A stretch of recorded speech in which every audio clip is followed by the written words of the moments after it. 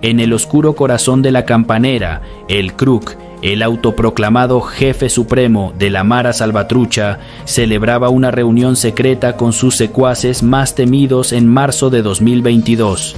Allí, entre murmullos de poder y sangre, una televisión encendida rompió la calma con una noticia que cambiaría la historia de El Salvador. El régimen de excepción había sido aprobado.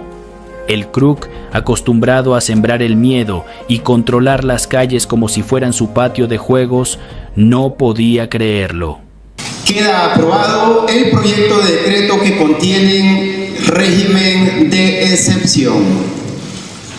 Enfurecido, tomó su arma y disparó al aire, como si con balas pudiera detener la arremetida de un presidente decidido a acabar con su reinado de terror. Lo que Kruk no sabía es que esa noche sería el principio del fin para él y su imperio criminal. En una campaña sin precedentes, el régimen de excepción desarticuló a las pandillas más brutales del país, llevando a la cárcel a más de 80,000 pandilleros. Van a tener nada más dos caminos: o se mueren en la montaña de hambre o se entregan a la justicia. Mientras los líderes de las clicas caían uno a uno, el Kruk veía cómo su poder se desmoronaba como un castillo de naipes.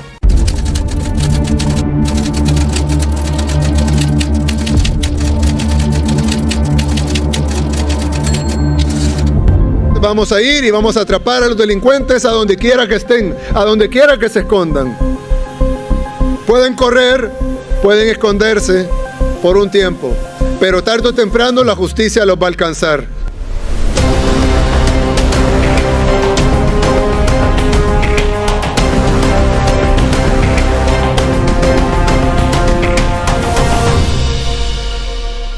Para ir a enfrentar a este enemigo que por lo visto se han dado moviendo por el área rural, pero que naturalmente también necesitan abastecimiento.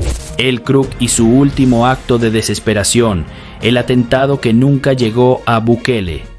En los oscuros corredores del crimen salvadoreño, el Kruk, el infame líder de la Mara Salvatrucha, planeaba su jugada más temeraria. Con el régimen de excepción avanzando como un huracán y diezmando su imperio de terror, el capo decidió que era hora de lanzar un golpe final, un atentado directo contra el presidente Nayib Bukele. En un gesto sin precedentes, el Kruk convocó una reunión secreta con los cabecillas del barrio 18, sureños y revolucionarios, forjando una peligrosa tregua entre las pandillas más sangrientas del país. El objetivo era claro: emboscar a la caravana presidencial con toda la artillería disponible y sacar a Bukele del juego para siempre. El plan estaba en marcha. Casi 1,000 pandilleros, armados hasta los dientes, se preparaban para el ataque mientras esperaban la próxima aparición pública del presidente. Pero lo que el Kruk desconocía era que el equipo táctico de inteligencia presidencial lo tenía en la mira. Cada palabra, cada mensaje y cada movimiento del capo estaba siendo monitoreado gracias a la intervención de su teléfono celular. El destino lo había traicionado y lo que prometía ser una emboscada mortal terminó en una redada épica. En plena reunión, las fuerzas especiales del Estado irrumpieron rompiendo puertas y disparando sin piedad. La resistencia fue feroz, pero el poderío del equipo de Bukele no dejó margen para la escapatoria. Varios líderes cayeron abatidos y el Kruk, aquel que alguna vez soñó con derrocar al presidente, fue capturado como un simple criminal más. El enfrentamiento no solo marcó el fin del plan macabro, sino también el de la carrera criminal de un hombre que creyó ser invencible. En el nuevo El Salvador, los días de los pandilleros poderosos han llegado a su fin. Con la caída de este temido pandillero, Nayib Bukele no solo dio un golpe mortal al crimen organizado, sino que dejó claro que en El Salvador ya no hay espacio para los intocables. El Kruk, quien alguna vez soñó con emboscar al presidente y frenar su cruzada, terminó humillado y derrotado. Hoy, La Campanera ya no es su fortaleza, sino un recordatorio de que la justicia siempre llega, incluso para los más poderosos. El Salvador cambió y el KRUK no tuvo más opción que rendirse ante una nación que no tolera el terror. La Constitución tiene explícitamente el régimen de excepción, claro. Para aprobarlo se necesitan 56 diputados y para aprobarlo en toda su extensión se necesitan 3/4 partes de la Asamblea Legislativa, es decir, se necesitan 63 de los 84 diputados. Pues bueno, votaron 67 diputados, es decir, más de las 3/4 partes, y por eso es que ahora tenemos un régimen de excepción que nos permite tener herramientas que no teníamos antes para combatir la delincuencia. Y si bien no hemos terminado de implementar la fase 3 del Plan Control Territorial, ya tenemos alguno de ese equipamiento ahí, y viene más equipamiento y modernización que nos va a ayudar a combatir más a las pandillas en esta guerra que tenemos con ellas. Y la fase 4, de la cual son fruto ustedes, que es el incremento de la Fuerza Armada al doble y la incursión en los territorios de las pandillas, ahora nos permite tenerlos literalmente huyendo y escondiéndose. ¿Quién iba a pensar que los que se jactaban de tener el control y de tener el poder en nuestro país, ahora se esconden como ratas, literalmente? No lo digo como ofensa para las ratas, por supuesto. No lo digo como ofensa, sino que literalmente se esconden en hoyos. Ahí vimos un pandillero escondido en un hoyo. Los que aterrorizaban a la población ahora se esconden. Y se esconden de nuestra policía, se esconden de nuestra Fuerza Armada. Simplemente porque los hemos sobrepasado. Los tenemos huyendo y escondidos.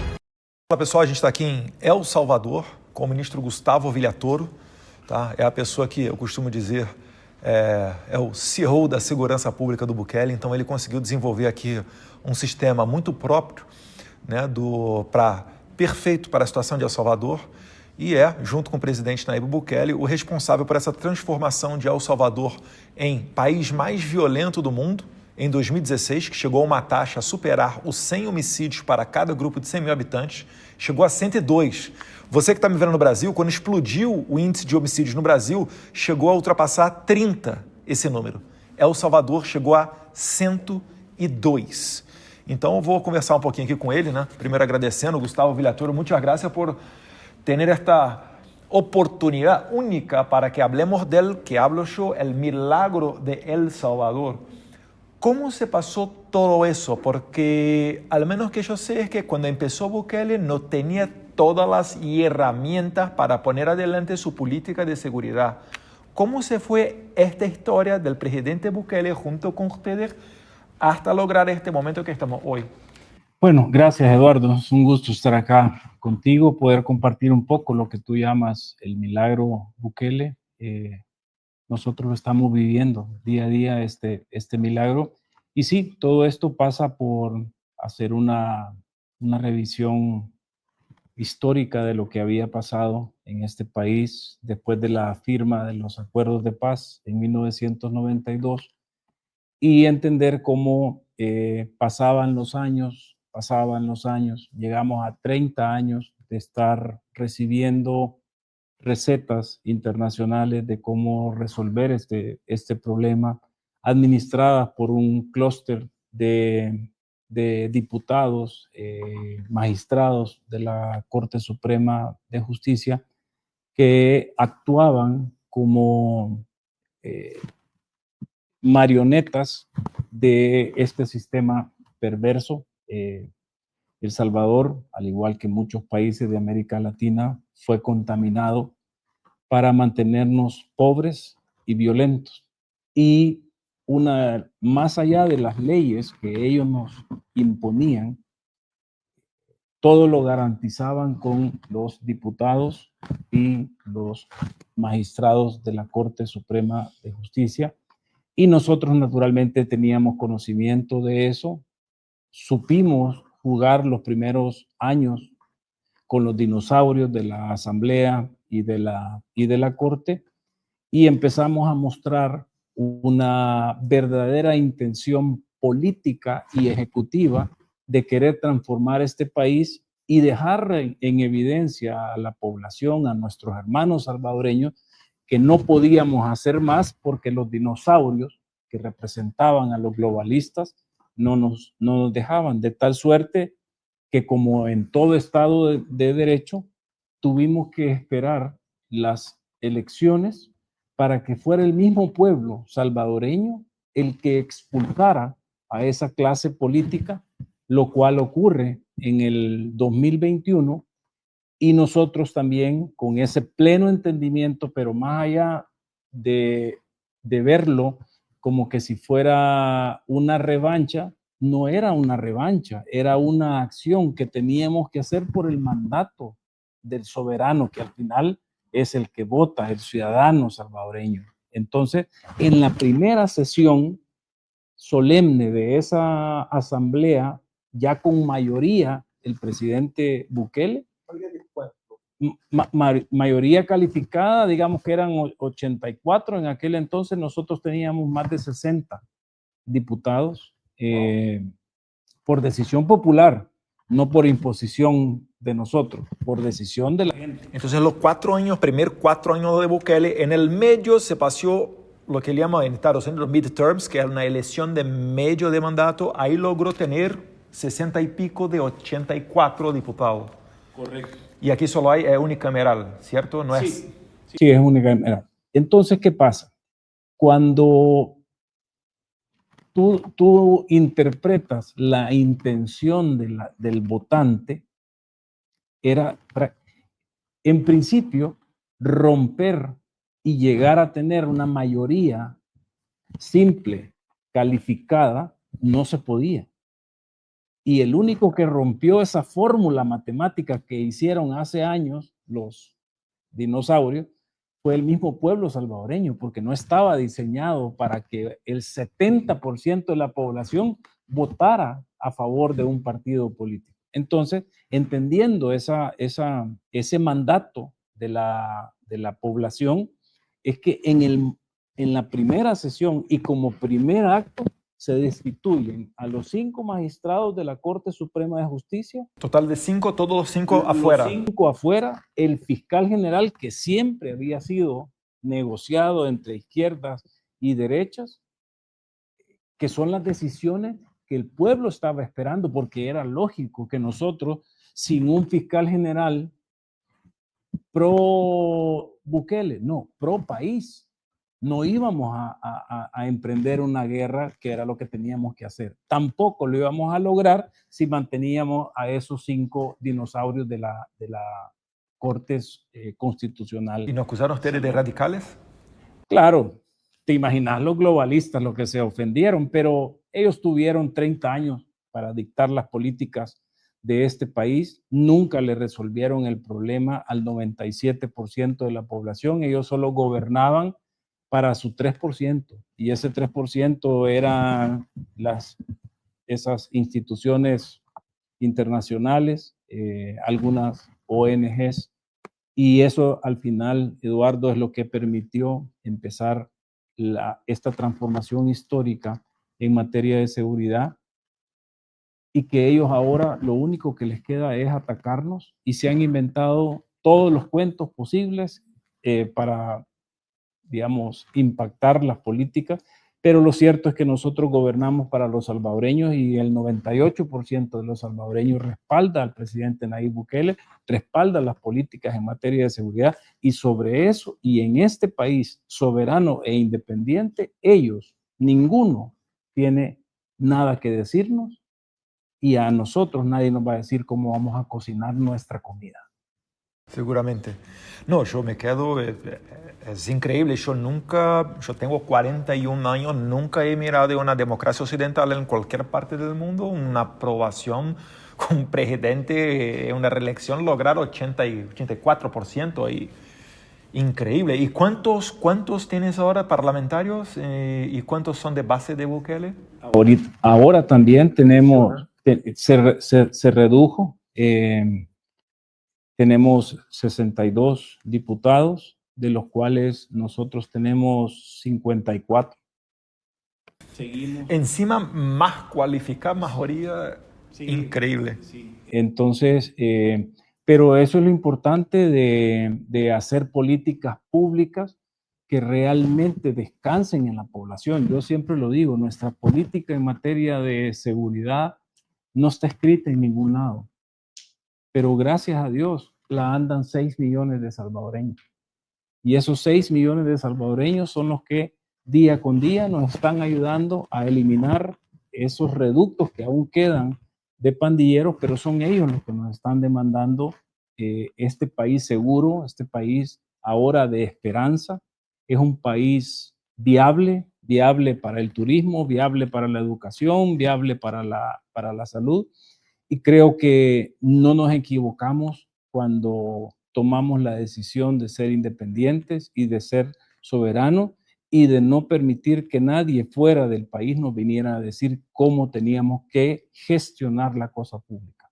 Seguramente. En Brasil, imagino yo, cuando pongo en mis redes sociales que hablo del milagro de Bukele, el concepto creado por yo. Cuando hablo del milagro de Bukele, muchas personas vienen y hablan, Eduardo, pero El Salvador es un país chiquito. ¿Qué puede hablar para estas personas?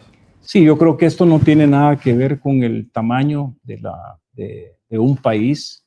Yo creo que eso también viene un poco por todo lo que nos han tratado de mantener pobres y violentos. Eso también nos impide trascender y decir, el tamaño no importa, porque Singapur es un país muchísimo más pequeño que nosotros y llegó a un desarrollo esperado. Qatar casi que es lo poquito menos que nosotros.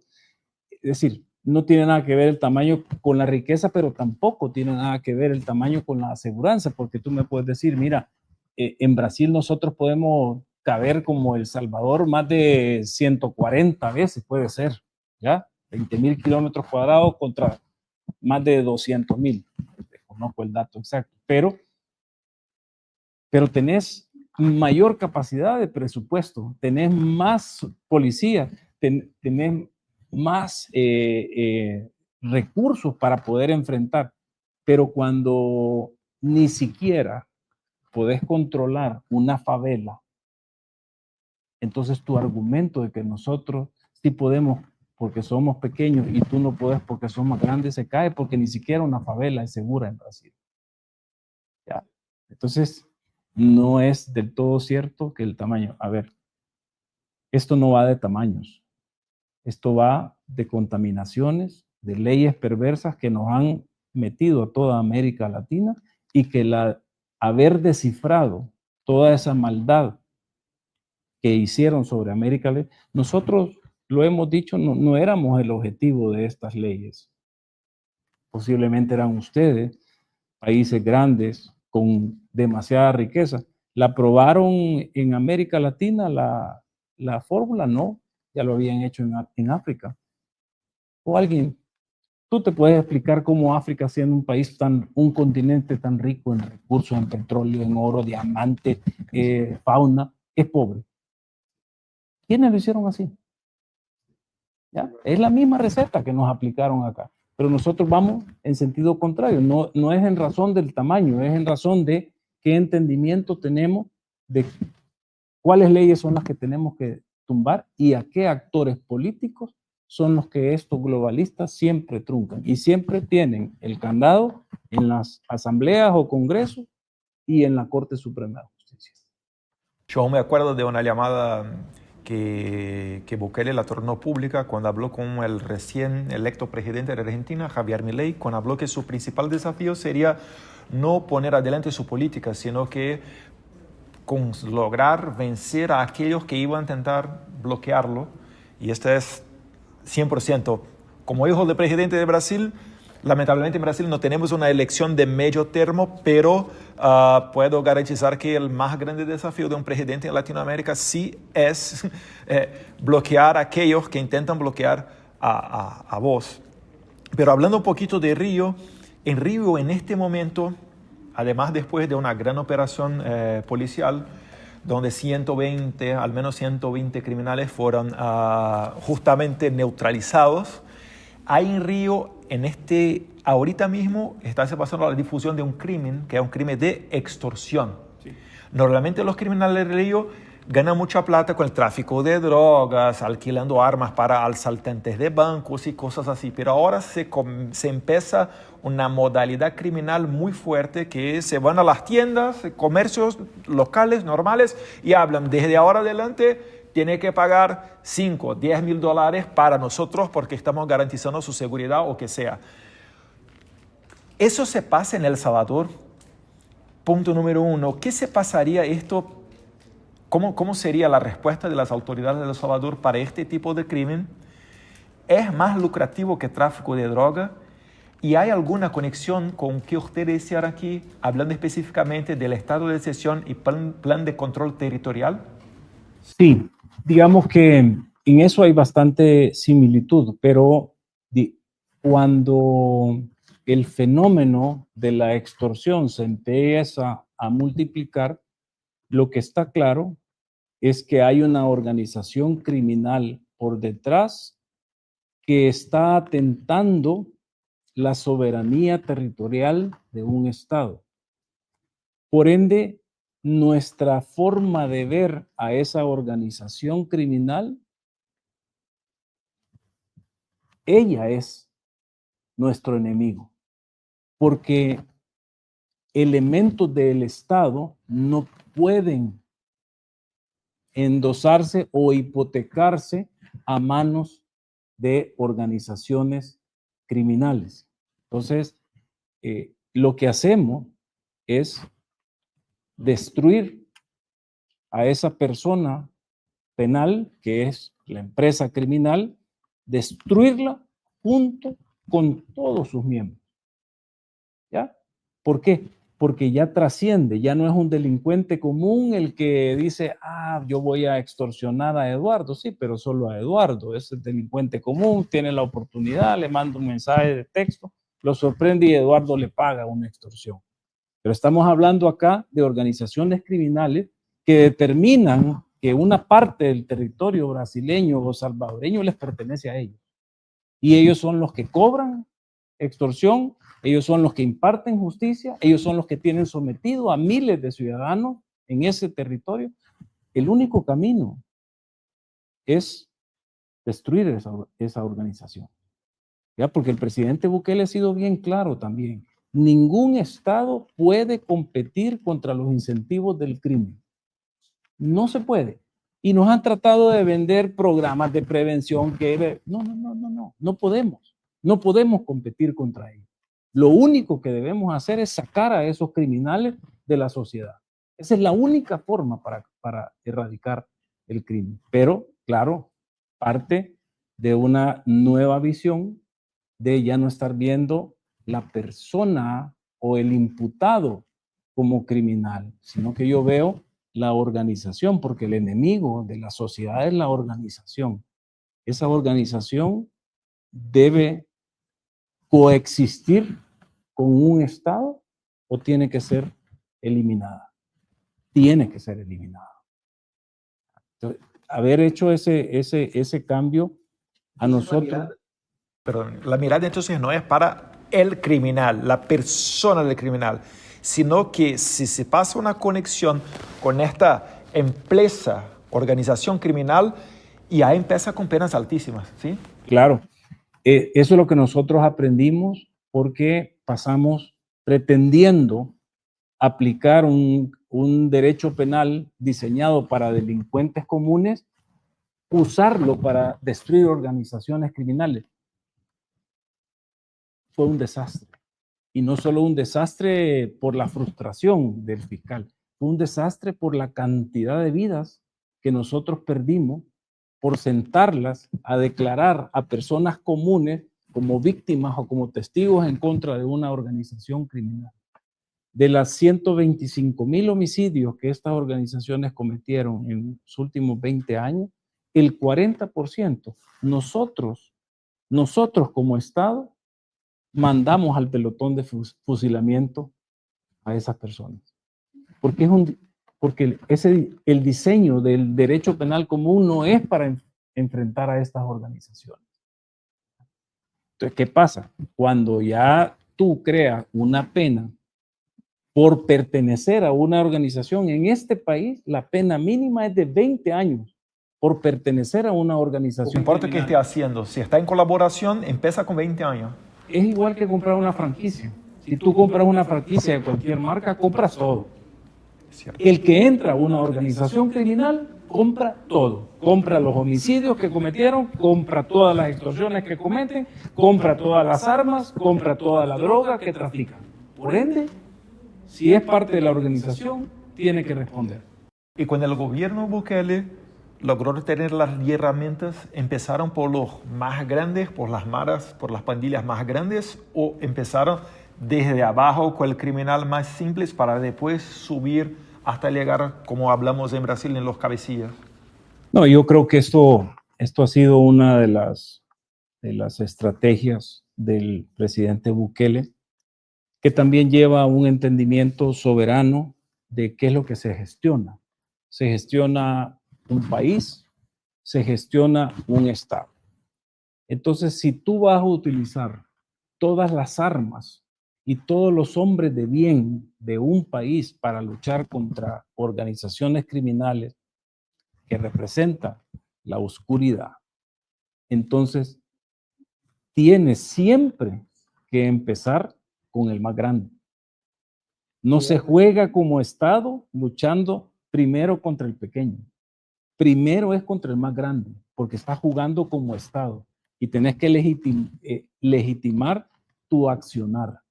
Un Estado no está diseñado para andar, como decimos acá, entendiéndose con los criminales de menudistas, ¿ya? Porque el principal enemigo de nuestras sociedades en América Latina no es el delincuente común, que no digo que no haya, claro que hay crímenes comunes, pero los que tienen el monopolio criminal son las organizaciones criminales. Entonces, de 10 que tengas, ¿cuál es la más grande? Entonces, esa es la que hay que neutralizar primero, porque puede ser que no llegues nunca a la 10, la 10 se pueda diluir porque no va a pelear con algo que tuvo la capacidad de derribar. Imagínate nosotros. Nosotros no eliminamos a la MS. Eliminamos a un gobierno criminal paralelo que era más efectivo que el gobierno que los hipócritas globalistas llamaban de derecho y que no les generaba ningún problema. Iniciamos una guerra contra un Estado criminal y posiblemente el más exitoso que el mundo ha conocido. Lo que pasa es que por nuestra mente no entendemos que, imagínate que nosotros ni siquiera los llamábamos terroristas.